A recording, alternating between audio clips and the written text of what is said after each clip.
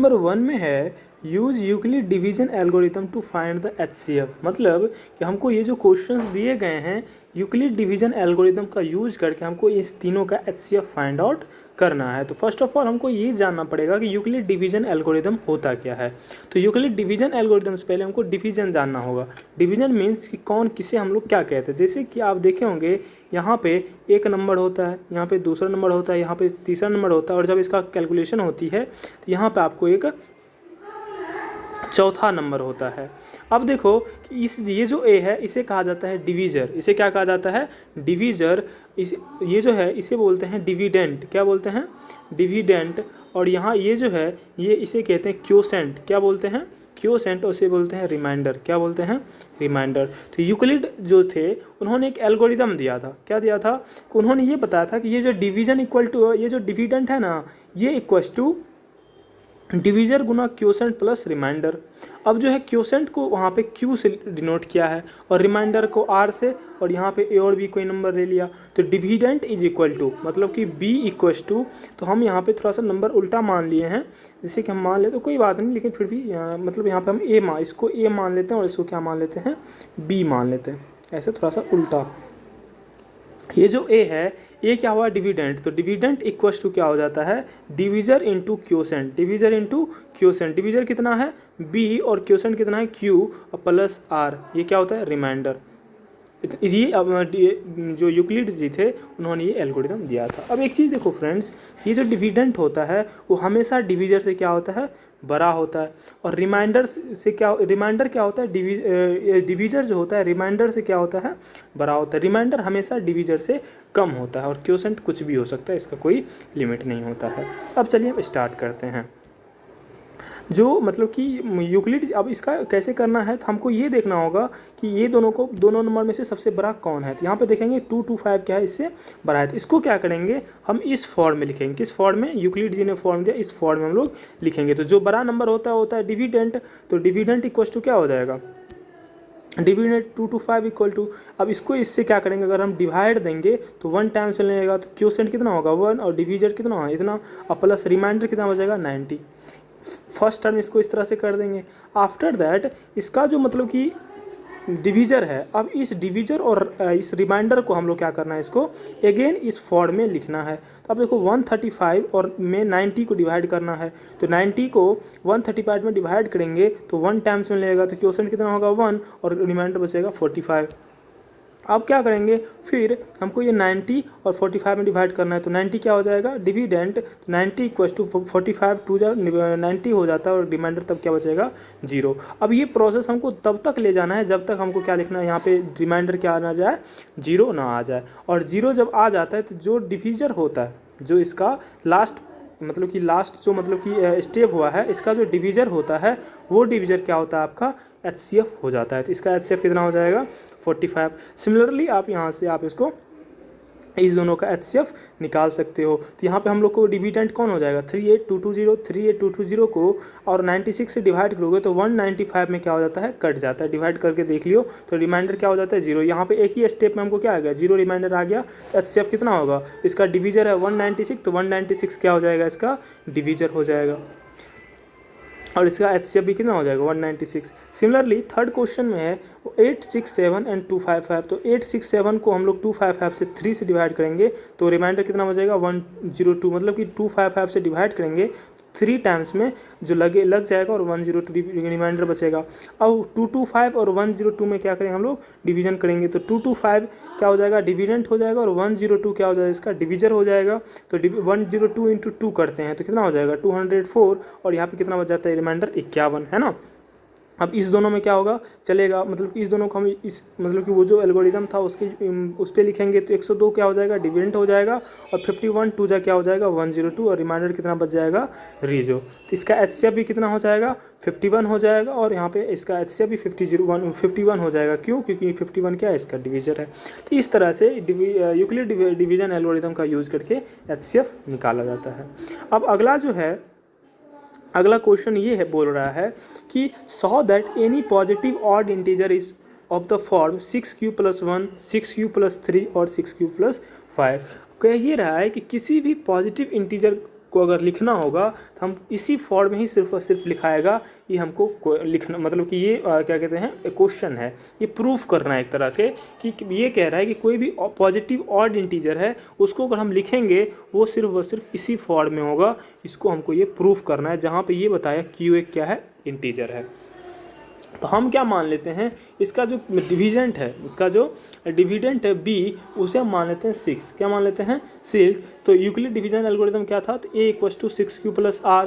तो b अगर 6 हो जाएगा तो हम इसको क्या लिखेंगे, यहाँ पे देखिए हम जो अभी ऊपर बताए थे, हम लिखे थे a = bq + r। यहाँ पे क्या मान लिया हम, b बराबर 6, तो b बराबर 6 हो जाएगा तो क्या हो जाएगा, a = 6q + r हो जाएगा। और q क्या है, पॉजिटिव ऑड इंटीजर है, तो 0 से वो क्या होगा, हमेशा बड़ा होगा। अब देखो, अब किसी भी दो नंबर में डिवाइड करते हैं, जैसे कि मान लो कि 4 को हम 9 से डिवाइड करते हैं, तो 4 × 2 = 8, 1 रिमाइंडर बचा।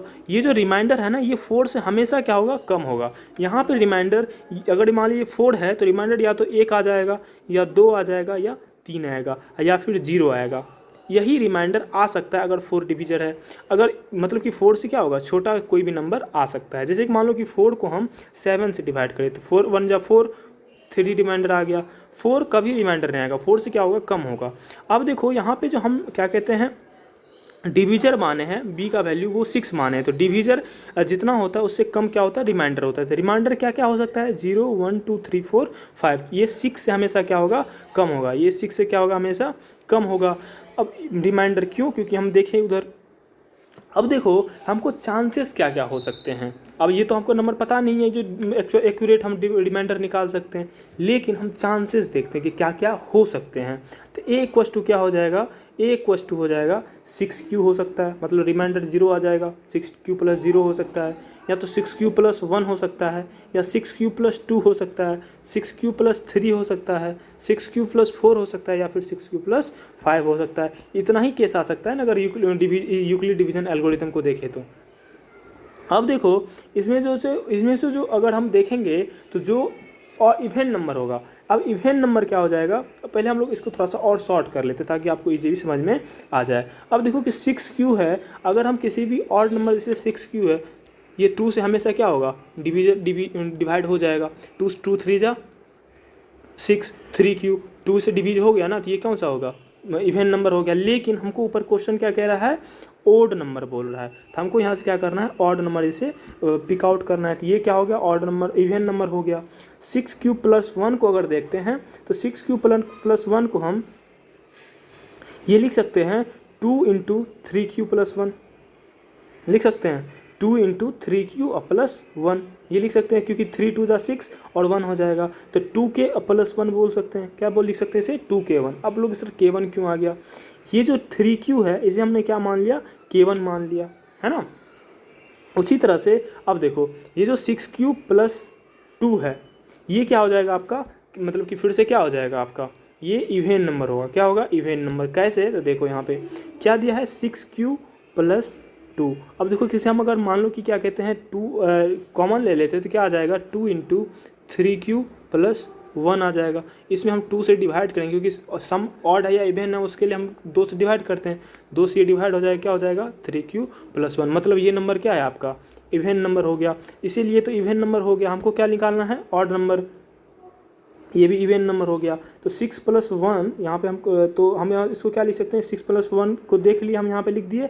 6q + 2 कौन सा हो जाएगा, इवेंट नंबर। 6q + 3 क्या होगा, तो 6q + 3 को हम ये लिख सकते हैं 6q + 2 + 1, है ना, 2 3 हो जाएगा और 6q + 3 हो जाएगा।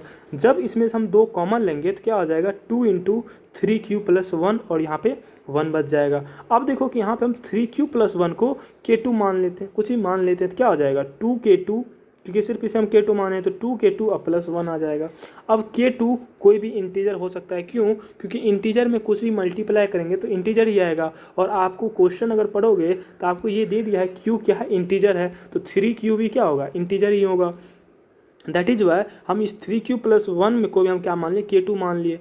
अब हम 6³+4 भी क्या होगा आपका इवन नंबर होगा, क्या होगा इवन नंबर। सेम इसी तरह से अब देखो अगर यहाँ पे हम 4 ले लेते हैं तो 2 अगर क्या हो जाएगा, 2 अगर कॉमन आ जाएगा तो 6³ कितना आ जाएगा 2, 2 से 2 डिवाइड होगा 6³+2, तो ये कौन सा नंबर हो गया इवन नंबर। इसीलिए हमको सिर्फ ऑड नंबर पिक करना है, तो 6³ + 5 हम आप आगे क्या कर लेंगे पिक कर लेंगे। तो 6³+5 को हम सिमिलरली उसी तरह से लिख देंगे 6³+4 +1।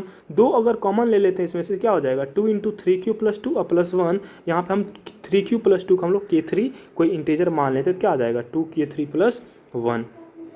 अब जो है हमने तो इवन नंबर को हम लोग को सिंप्लीफाई तो कर दिए, तोड़ दिए किसको ऑड नंबर को। इवन जो था उसको तो पहले ही हम हटा दिए और ऑड नंबर को हम लोग क्या किए लिख लिए। तो ऑड नंबर कौन कौन सा है यहाँ पे हम देखें 6³+1 ऑड है, 6³+3 ऑड है, 6³+5 ऑड है। अब देखो ये हमेशा किसके फॉर्म में है 2K+1 के फॉर्म में। देखो यहाँ पे 2K1+1 2K2+2 1 2K3+1 के अगर कोई इंटीजर होगा तो इंटीजर गुना मतलब कि K1 K2 K3 सभी इंटीजर हैं, इसके लिए हम कॉमन कोई K इंटीजर मान लेते हैं। ये किस फॉर्म में है 2K+1 के फॉर्म, और 2K+1 हमेशा क्या होता है ऑड होता है, क्या होता है ऑड होगा। इसीलिए यहाँ से ये प्रूफ हो जाता है कि जितने भी ऑड होते हैं वो किसके फॉर्म में होगा 6Q+1 6Q+2 और 6Q+5 के बारे में ऑड नंबर में होगा। क्यों, क्योंकि ये 2 से एग्जैक्टली डिविजिबल नहीं होता है। आप इस तरह से पूरा आंसर बना सकते हो। इसीलिए हम यहाँ से क्या हो जाएगा प्रूफ हो जाएगा 6Q+1 6Q+3 और 6Q+5 आपका ऑड नंबर होगा। तो आई होप कि आपको क्वेश्चन नंबर 2 भी क्या हो जाएगा समझ में आ गया होगा। अब हम आगे बढ़ते हैं, क्वेश्चन नंबर 3 को देखते हैं। इसमें ये कह रहा है कि an army contingent of 616 member is to march behind an army band of 32 members in a parade. The two groups are to march in same number of column. What is the maximum number of column in which they can march? मतलब ये कह रहा है कि 616 members हैं, क्या बोल रहा है 616 मेंबर्स हैं, उस 616 मेंबर्स को 32 आर्मी के पीछे क्या करना है मार्च करना है। इसके पीछे पहले शुरू उसके 32 रहेगा, इसी तरह से 25 ठो रहेगा और इसके पीछे भी 32 रहेगा। 32 करके क्या करना है मार्च करना है। टोटल कितने हैं 606। बोल रहा है कॉलम कितने होंगे, क्या बोल रहा है कॉलम कितने होंगे। तो आराम से इसका अगर हम एग्जाम्पल अगर हम देखें तो सिंपल से हमको क्या कर लेना है इसका HCF निकाल लेना। क्या निकाल लेना है HCF निकालना। अगर HCF निकाल लेंगे तो हमको ईजिली क्या हो जाएगा, हमको निकल जाएगा कितना कॉलम होंगे।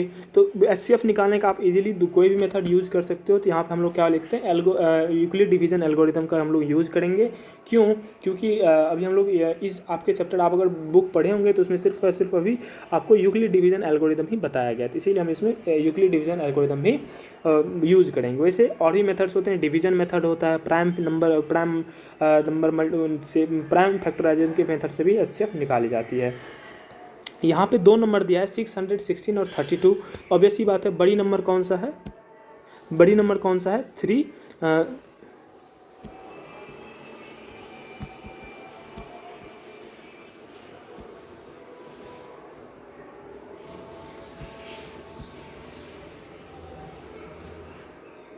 एक सेकेंड मतलब यप थोड़ा सा वो हो गई थी मतलब यू कैन से ग्लिच हो गई थी। तो अब जो है यहाँ पे हम क्या कहते हैं यूक्लिड डिवीजन एल्गोरिथम का हम लोग यूज़ करें तो 616 जो है बड़ा है और इसमें हम 32 से डिवाइड करते थे। 616 को 32 से डिवाइड करोगे तो 19 टाइम्स में लगेगा और रिमाइंडर कितना बच जाएगा 8। अब 32 और 8 को हम लोग क्या करेंगे डिवाइड करेंगे तो 32 क्या यहाँ पे डिविडेंट हो जाएगा। 32 में अगर 8 से डिवाइड करेंगे तो 4 क्या आ जाएगा मतलब क्वोशंट आएगा, 0 रिमाइंडर आ गया। तो इस साइड से अब कितना हो गया 8। अब देखो मतलब कि 8 ये है तो इसका मतलब ये हुआ कि 8 बराबर कॉलम में क्या हो सकते हैं वो आप उसको अपने 216 नंबर को आप मतलब कि जिस तरह से 2 पार्ट है ना, एक पार्ट ये एक पार्ट ये, तो इधर भी 8 कॉलम होंगे इधर भी 8 कॉलम होंगे। कॉलम कहने का मतलब इस 32 आर्मी में पीछे 8 ठो लाइन होगी, यू कैन से इसे ही बोलते हैं क्या कॉलम, सॉरी ये लाइन ये कॉलम हुआ। इधर तो 32 होंगे ना, ये 8 होगा, इसे कॉलम बोलते हैं वैसे रॉ बोलते हैं। तो कितने कॉलम हो जाएंगे 8 कॉलम होंगे। तो आई होप कि आपको क्वेश्चन नंबर 3 भी समझ में आ गया होगा। क्वेश्चन नंबर 4 क्या कहता है, ये कह रहा है कि use Euclid division lemma to show that the square of any positive integer is either of the form 3m और 3m+1 for some integer m। मतलब ये कह रहा है कि आपको यूक्लिड डिवीजन लेमा क्या होता है, तो आप अभी मान लो कि यूक्लिड डिवीजन एल्गोरिथम ही, यूक्लिड डिवीजन एल्गोरिथम क्या था, A equals to B Q plus R, यही मान लो कि यूक्लिड डिवीजन एल्गोरिथम है, मतलब कि इस लेमा है। इसी का यूज करके आपको ये प्रूफ करना है कि किसी भी इंटीजर का स्क्वायर जो है वो इस फॉर्म में होगा। मैंने एक चीज़ गलत बोल दिया, किसी भी, यहाँ पे ये बोल रहा है फॉर सम इंटीजर m, मतलब कि कोई कुछ ही इंटीजर का बोल रहा है, सभी इंटीजर का नहीं बोल रहा है। तो प्रूफ ये करना है कि कुछ इंटीजर का स्क्वायर जो है वो तो 3m प्लस 1 के फॉर्म में रहेगा। इसके लिए हम क्या करते हैं, मान लेते हैं जो डिवीजर है, क्या है, डिवीजर है वो 3 है, क्या करते हैं 3 है। तो अब देखो कि a इक्वल्स टू क्या हो जाएगा 3q plus R, 3q plus R, तो q क्या होगा, जो हमेशा ग्रेटर देन 0 होगा, क्या होगा 0 होगा, क्योंकि 0 कभी हो ही नहीं सकता और क्वोशेंट कभी नेगेटिव नहीं हो सकता है, तो 0 होगा इसका, q हमेशा क्या होगा 0 से बड़ा होगा। और रिमाइंडर क्या बच जाएगा 0 1 2। ऊपर अभी हमने पढ़ा था, ऊपर अगर आप पढ़े होंगे देखे होंगे क्वेश्चन में, तो हम ये देखे थे कि अगर 6q था तो रिमाइंडर हमेशा 6 से क्या होता था, कम होता था, 0 1 2 3 4 5 इतना ही होता था। उसी तरह से यहाँ पे 3 है तो इसका क्या हो जाएगा 0 1 2, और इसी तरह से r जो होगा हमेशा 0 से क्या होगा बड़ा होगा और 3 से क्या होगा छोटा होगा। इसीलिए अगर हम ऑल पॉसिबल क्या कहते हैं, ऑल जितना भी पॉसिबल होंगे सबको देखें, मतलब कितना पॉसिबल मतलब कि हो सकते हैं इसका पॉसिबिलिटी यूक्लिड डिवीजन एल्गोरिदम इस 3 डिवीजर से, तो हम यह हो सकता है a बराबर 3q हो सकता है, 3q प्लस 1 हो सकता है, या 3q प्लस 2 हो सकता है। अब हमको क्या पूछा है, स्क्वायर पूछा है, मतलब नंबर का स्क्वायर। तो ए स्क्वायर अगर निकालें तो या तो 3q का इसका स्क्वायर हो सकता है, इसका स्क्वायर हो सकता है, या फिर इसका स्क्वायर हो सकता है, यही ना, क्योंकि किस नंबर को अगर हम लिखें 3q के फॉर्म में, इसी फॉर्म में आएगा। तो इसका अगर हम स्क्वायर निकालेंगे तो इसके फॉर्म में, इसके फॉर्म में, या इसके फॉर्म में होगा। जब इसका स्क्वायर निकालेंगे तो 3q का स्क्वायर, इसका स्क्वायर क्या हो जाएगा, a plus B whole square के टूटेगा तो 9q square plus 6q plus 1 हो जाएगा। ये किस पे टूटेगा, 3q प्लस 2 के होल स्क्वायर पे टूटेगा, तो 9q square plus 12q plus 4 के बेसिस पे टूटेगा। अब देखो कि अब हम सब में क्या कर सकते हैं, अब इसको अगर मल्टीप्लाई करो 3q स्क्वायर को तो क्या हो जाएगा 9q स्क्वायर। अब देखो हमको इस फॉर्म में लिख सकते हैं 3 इंटू 3q स्क्वायर, ये लिख सकते हैं ना।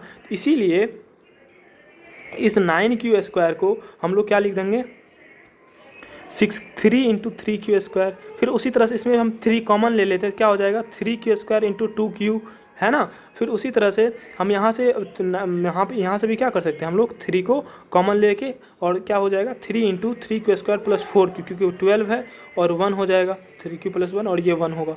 आई होप कि आपको यहाँ पे समझ में नहीं आया होगा, क्योंकि मैं थोड़ा सा ये कर दिया, इसको मैं एक स्टेप आगे बढ़ा दिया। देखो अगर हम इसको फॉर्म में इस तरह से लिखें तो ये जो है इसको हम इस तरह से लिख सकते हैं 9q स्क्वायर प्लस 12q अब प्लस 3 प्लस 1। अब इसमें से देखो हमको 3 कॉमन आ जाएगा ना, तो वही 3 कॉमन लिए, यहाँ पे 3 कॉमन आ जाएगा तो यहाँ पे क्या बचेगा 3q स्क्वायर, यहाँ कितना बचेगा 4q, यहाँ कितना बचेगा 1, और बाहर में ये 1 प्लस आ जाएगा। हम सभी को क्या किए तोड़ दिए इस फॉर्म में, है ना। अब देखो हम ये क्यू स्क्वायर को क्या मान लिए 3q स्क्वायर को k1 मान लिए, इसको k2 मान लिए, और इसको क्या मान लिए k3 मान लिए। तो इसको अगर हम फिर से इसको मानने के बाद लिखें तो इसको क्या लिख देंगे 3k1, ये हो जाएगा 3k प्लस 1 और 3k प्लस 3k3 प्लस 1। अब देखो k1 k2 और k3 क्या होगा, एक पॉजिटिव इंटीजर ही होगा, क्योंकि किसी भी पॉजिटिव इंटीजर में मल्टीप्लाई करने के बाद वो पॉजिटिव इंटीजर ही होता है। और ऊपर हमने बता दिया कि q क्या होता है, हमेशा पॉजिटिव इंटीजर होगा। अब देखो कि 3q ये जो है इसको हम अगर फिर से इंटीजर के फॉर्म में लिखें, इसको एक नॉर्मल फॉर्म में लिखें तो ये क्या हो जाएगा, इस k1 k2 k3 को हम डायरेक्टली क्या मान लेते हैं m मान लेते हैं, क्या मान लेते हैं m मान लेते हैं। अब देखो इसको अगर हम लिखेंगे तो क्या लिखेंगे 3m प्लस 1, और ये भी कितना हो जाएगा 3m प्लस 1। अब देखो कि ये और ये सेम फॉर्म में है, इसको अगर हम शॉर्ट में लिखना चाहें तो क्या हो जाएगा, इस k1 k2 k3 को हम नॉर्मली m मान लिए, m कोई इंटीजर मान लिए, समझ में आया। इसीलिए हम इसको हम लिखेंगे तो ये 3m हो जाएगा, इसको लिखेंगे 3m प्लस 1 हो जाएगा, और इसको क्या लिखेंगे 3m प्लस 1 हो जाएगा। अब ये दोनों कॉमन है तो हम इसको क्या लिख सकते हैं 3m और 3m प्लस 1। अब देखो हम अगर हम प्रूफ करना चाहें तो यहाँ से देखो हमने प्रूफ कर दिया कि जितने भी स्क्वायर होते हैं कुछ इंटीजर के लिए वो किस फॉर्म में होता है 3m और 3m प्लस 1। इस तरह से को क्या करना है आंसर लिखना है। आई होप कि आपको समझ में आ गया होगा। तो हम लोग पिछले क्वेश्चन, अब जो क्वेश्चन है इसमें ये कह रहा है कि use Euclid division lemma to show that the cube of any positive integer is the form of 9m+1 और 9m+8। जिस तरह से हम पिछले टाइम में स्क्वायर हम किए थे उस तरह से हमको क्या करना है, हमको क्यूब को हमको प्रूव करना है कि या तो वो 9m के फॉर्म में रहेगा या 9m+1 के फॉर्म में रहेगा या फिर 9m+8 के फॉर्म में रहेगा। तो सिंपली हम लोग पिछले मतलब कि पिछले जो क्वेश्चन स्क्वायर बना रहे थे उसमें भी क्या कर रखे थे, हमने डिवीजर जो था उसे 3 मान रखे थे। इसमें भी क्या कर लेंगे हम लोग 3 इसमें मान लेंगे। तो 3 अगर डिवीजर होगा तो कोई भी नंबर को अगर हम 3 डिवीजर के 3 से डिवाइड करेंगे तो 3 × क्वोशंट प्लस r होगा, है ना। ये जो रिमाइंडर होगा ये रिमाइंडर या तो 0 से बड़ा होगा या 3 से छोटा होगा। इसमें ऑल पॉसिबल नंबर, इसका जो मतलब कि एक्सप्रेशन को देखें, या तो a बराबर 3q + 0 मतलब इसीलिए 3q हो जाएगा, 3q + 1 और 3q + 2 के फॉर्म में रहेगा। अब हम इसका क्या करेंगे, क्यूब कर देंगे। तो क्यूब करेंगे तो a क्यू करेंगे तो a क्यू बराबर 3q का करेंगे तो ये यहाँ पे क्या आ जाएगा, 3 3 × 9 3 × 27 क्यू हो जाएगा। 27 क्यू हो जाएगा तो हम इसमें क्या कर लेंगे, 9 कॉमन ले लेंगे तो क्या आ जाएगा, 9 × 3q लिख लेंगे। जिस तरह से हम यहाँ पे 3k1 3k2 को पिछले में हम लोग m माने थे उसी तरह से यहाँ पे भी हम क्या कर लेंगे, इसमें 3q3 को m मान लेंगे तो यहाँ पे क्या आ जाएगा 9m। उसी तरह से 3, अब हम दूसरा जो एक्सप्रेशन था 3q + 1 इसका हम लोग क्या करेंगे, क्यूब करेंगे। तो क्यूब करेंगे तो a क्यू बराबर क्या हो जाएगा, 3q + 1 का क्यूब। अब ये a + b होल क्यूब पे टूटेगा। a क्यू + b का होल क्यूब कितना होता है, a Q + b Q + 3a² b + 3ab² होता है। हम लोग क्या करेंगे, इस फॉर्मूला पे तोड़ेंगे तो आपको ये आ जाएगा 27a³ + 27q² + 9q + 1। आपको इस पे एक्सप्लेन करके हो जाएगा। अब देखो इसमें से हम क्या करते हैं, इसमें से हम 9 को कॉमन ले लेते हैं सिर्फ इतना में से। तो 9 × क्या हो जाएगा, 3q + 3q² + 1 मतलब 1q मतलब 1q हो जाएगा सिर्फ, और ये 1 बाहर रहेगा। अब देखो हम इसको क्या कर लिए, m मान लिए तो क्या हो जाएगा 9m+1। अब जो था अगला q कौन था, अगला एक्सप्रेशन कौन था, 3q + 2। तो 3q + 2 को क्या कर देंगे हम लोग, क्यूब कर देंगे। क्या कर देंगे, क्यूब करेंगे। तो इसी वाले फार्मूला पर अगर आप देखोगे, इसी वाले फार्मूला पे तोड़ोगे तो आपको इस तरह 3q + 2 को, तो आपको ये फार्मूला आ जाएगा, a क्यू बराबर क्या आ जाएगा 27q + 24q² + 36q + 8, है ना। जब इसको तोड़ोगे आप तो a क्यू बराबर क्या हो जाएगा 9, फिर से यहाँ से इतना में से हम कॉमन ले लेंगे तो क्या आ जाएगा 9 × 3q + 6q² + 4q + 8। अब हम इसको भी क्या कर लिए, m मान लिए तो क्या यहाँ पे क्या आ जाएगा 9m+8। जहाँ से हम देखें यहाँ पे m का वैल्यू क्या हो जाएगा 3q + 6q² + 4q। यहाँ पे m का वैल्यू क्या था 3q³ + 3q² + 9। ऊपर का क्या था 3q था m का वैल्यू। तो m का वैल्यू चेंज हो सकता है क्योंकि बस हमने मान लिया इंटीजर है, कोई इंटीजर है तो उसमें हमको कोई भी कुछ भी हम इसको अलग अलग इंटीजर हो सकते हैं, तो बस हमने m को इंटीजर मान लिया। तो इंटीजर अलग अलग हो सकते हैं तो अलग अलग इंटीजर को हम लोग डायरेक्टली m लिख दिए हैं। अब देखो, अब यहाँ पे देखोगे जितने भी पॉसिबल एक्सप्रेशन थे कौन, 3q + 1 3q + 2, इन तीनों का जब हम क्यूब किए तो हमको डायरेक्ट लास्ट में क्या मतलब कि यहाँ